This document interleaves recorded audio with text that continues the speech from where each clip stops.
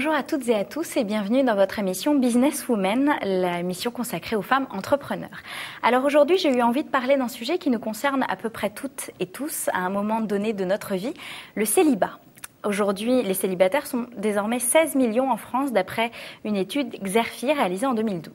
Alors plus que jamais, les entreprises et autres sites et concepts fleurissent. Nous rencontrons aujourd'hui deux femmes entrepreneurs qui se sont lancées sur le marché afin de connaître leur propre vision. J'accueille donc Anne Muser. Anne, bonjour. Bonjour, Alice. Vous êtes à la tête d'Eurochallenge, la première agence matrimoniale d'union internationale qui existe depuis maintenant 16 ans. Et avec nous également Héloïse Dion. Et bonjour Héloïse. Bonjour.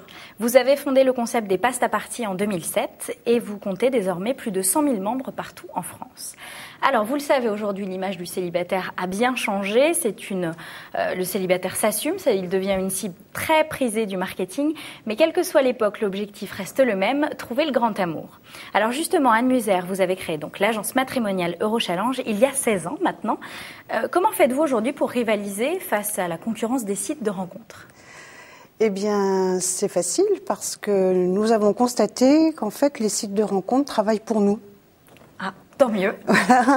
Parce que souvent, trois quarts des participants à ces sites de rencontres viennent nous voir au bout d'un certain temps, lassés d'être obligés de renouveler leurs interventions vis-à-vis de ces sites de rencontres.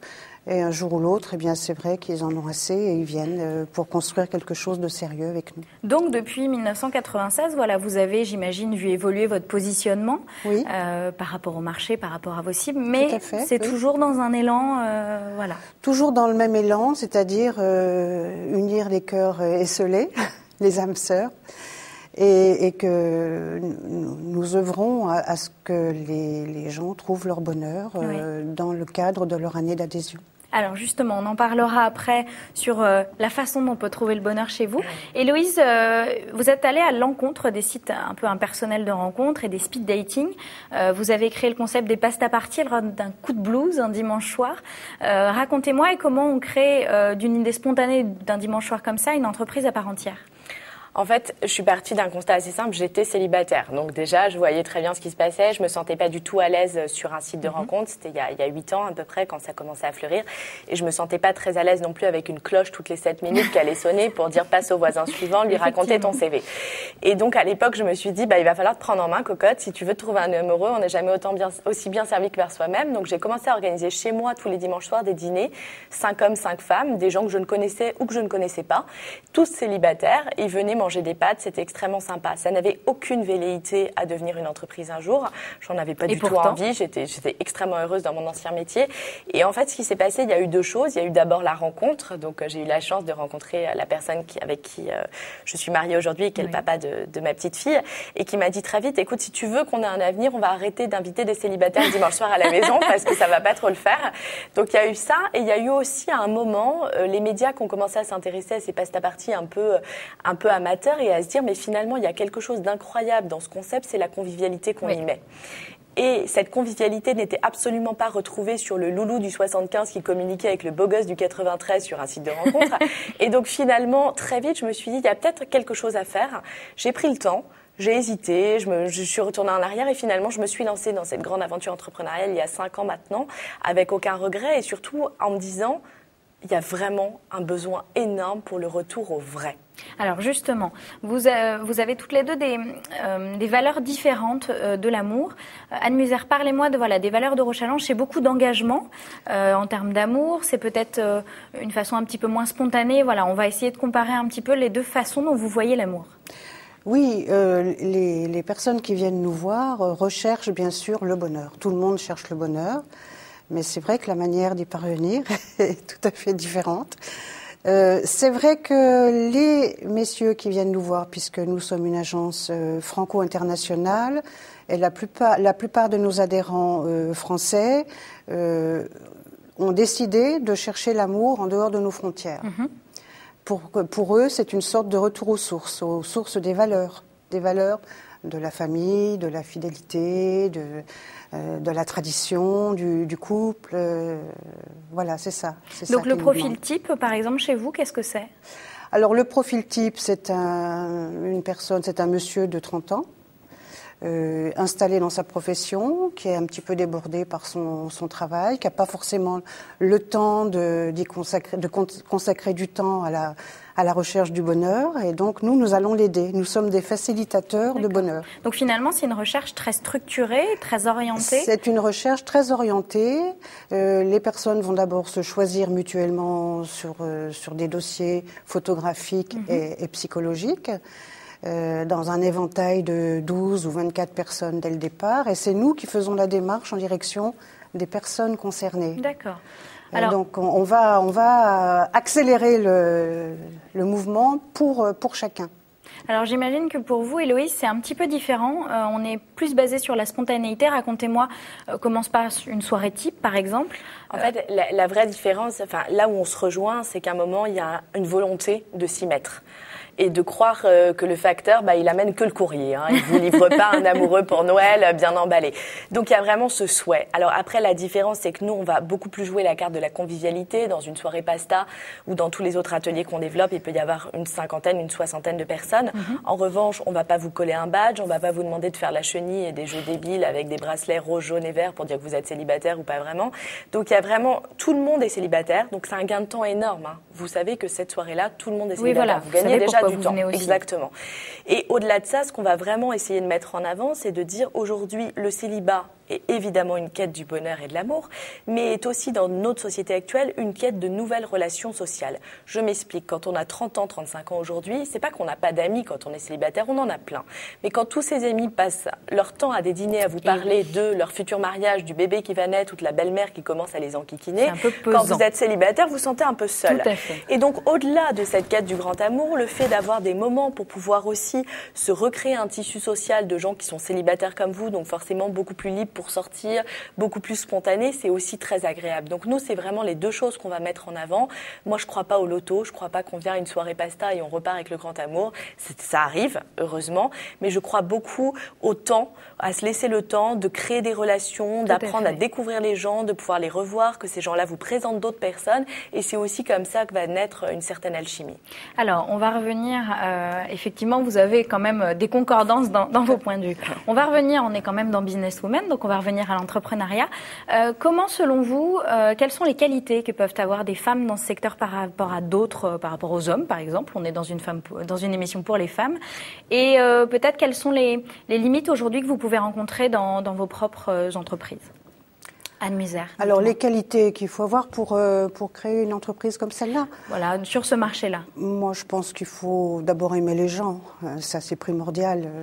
En ce qui me concerne, j'ai fait des études d'enseignante au départ, donc de pédagogie, de psychologie.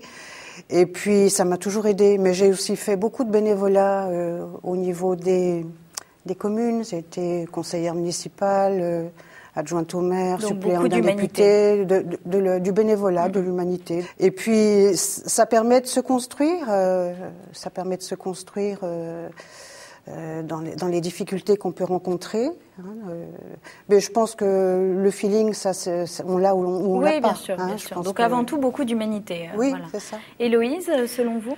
Oui, je pense qu'en fait, le problème aujourd'hui qu'il y a eu avec la vague des sites de rencontres, c'est que finalement, on ne gère pas des gens, on gère des fiches de membres sur des sites. On ne sait même pas trop si ces fiches existent ou pas. On ne sait même pas si ces gens sont vraiment célibataires ou pas.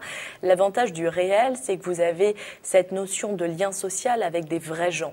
Et l'avantage aussi du réel, c'est qu'on ne peut pas mentir. C'est-à-dire que c'est très facile de raconter ce qu'on veut sur un site, de s'imaginer une vie d'aventurier quand on travaille à la Défense. Dans le réel, à une soirée ou à un dîner 4 heures à table, vous ne pouvez pas raconter n'importe quoi. Donc tout d'un coup, le réel re-responsabilise les personnes et donne une valeur à ce qu'ils sont en train de raconter à l'autre. Donc ça, je pense que l'essentiel de cette volonté de créer du lien social est quelque chose qui est très fort. Après, être une femme ou être un homme pour créer une entreprise dans ce domaine, pour moi, ça ne change rien. Et de toute façon, être une femme ou être un homme pour créer une entreprise dans ce pays, ça ne change rien. C'est toujours aussi complexe et compliqué, donc c'est pas le sexe de la personne qui va changer. Ce qui est sûr, c'est que on est sur un marché où la valeur clé, c'est la confiance. Est-ce que les gens ont confiance dans votre entreprise ou est-ce qu'ils ont catalogué votre entreprise comme quelque chose de lié au batifolage, quelque chose lié à des choses très sexuelles ou est-ce qu'il y a cette valeur de confiance? Je pense que les gens, qu'ils aillent chez Anne ou chez moi, ils y mettent un saut qui est extrêmement important dans ce marché, qui est, je pense qu'en allant à ces soirées ou qu'en allant chez Anne, je ne vais pas être trompée. Oui, effectivement, là. Ça, c'est essentiel. Quels que soient vos positionnements, de la spontanéité aux vrais engagements, les fondements restent les mêmes, quelque part, effectivement. On ne peut pas mentir. Effectivement. On ne peut pas mentir, on ne peut pas nous raconter n'importe quoi. Eh oui. Alors, parlons de l'avenir. Anne Muser, dites-moi quels sont peut-être vos prochains projets en 2013. Alors, pour 2013, nous avons l'intention d'ouvrir 2 nouvelles agences en France. Et nous avons aussi l'intention d'ouvrir une agence peut-être au Canada, peut-être en Allemagne, peut-être en Angleterre. Donc du développement à l'étranger aussi. Du développement aussi. À l'étranger aussi, oui. Donc j'imagine que aussi c'est le développement, ça passe par le développement de vos partenaires, puisque de nos partenaires. Les femmes sont à l'étranger. Alors à travers le monde, c'est vrai, nous avons une 60aine d'agences partenaires qui travaillent en collaboration avec nous. Nous exportons les lois françaises puisque je précise que nous respectons la législation à la lettre et que nous exportons cette fameuse législation française de manière à ce que nos partenaires à l'étranger observent les mêmes directives, les mêmes règles. Sur le gage de confiance et de valeur, voilà, effectivement. Voilà. Et ça, pour nous, c'est très important. C'est très, très important. Et puis, c'est vrai que nous sommes sollicités par des messieurs américains qui souhaiteraient rencontrer des dames françaises. Et pourquoi pas, puisque Mais les dames françaises sont charmantes. Les dames françaises sont charmantes, elles sont très admirées pour leur culture, leur élégance, et puis le cocooning aussi, c'est quelque chose d'important que les dames américaines ont peut-être moins. Alors, Héloïse, chez vous, chez Pastaparty, les projets. Alors les projets, en fait, on est vraiment en pleine phase de mutation, c'est-à-dire que jusqu'à présent, on a travaillé ce qu'on pourrait appeler une offre monoproduit, qui était les fameux dîners pasta du dimanche soir.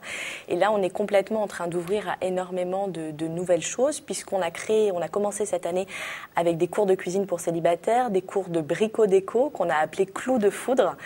Et on va continuer très loin puisque cette année, on va lancer des ateliers cocktails, des dégustations de champagne, des cours d'œnologie.